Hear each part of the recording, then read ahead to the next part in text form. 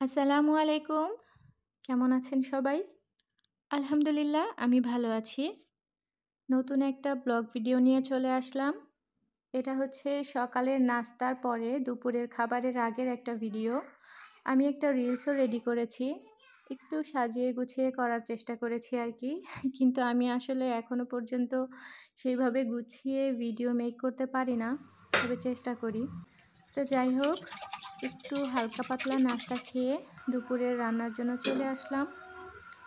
গরুর দুধ মুসাইবা খুব পছন্দ করে, তো ওর জন্য একটু দুধ গরম করে নিলাম। এরপর হচ্ছে রান্না মোটামুটি সেরে নিয়েছি।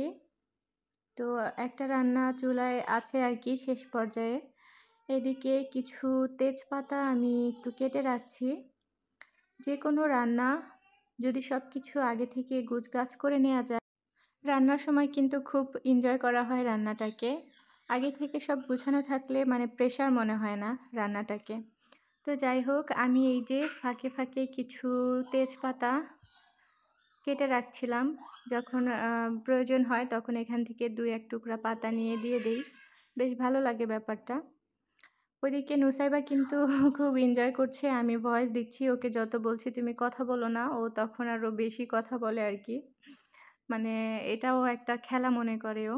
তো যাই হোক, আমার রান্নাটা কিন্তু হয়ে গিয়েছে। এই যে তুমি কোথায়? আমার নুসাইবা আসো। এটা কে? আমি কে? নুসাইবা? নুসাইবা কি করছে?